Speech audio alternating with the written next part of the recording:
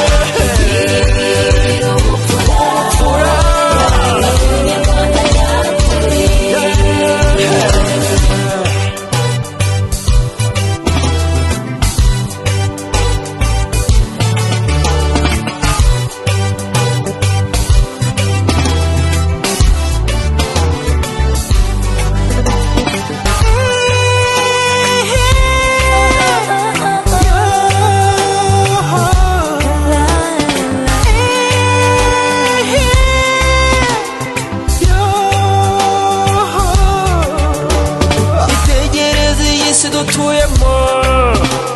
yuzuye ubuhemu n'ubugome abavandimwe ndetse n'imiryango bahemukira n'ubutitsa imfubyi n'abapfakazi habuze n'umwe wabahoza amarira itegereze iyi si dutuyemo yuzuye ubuhemu n'ubugome abavandimwe ndetse n'imiryango bahemukira n'ubutitsa imfubyi n'abapfakazi babuze n'umwe wabahoza amarira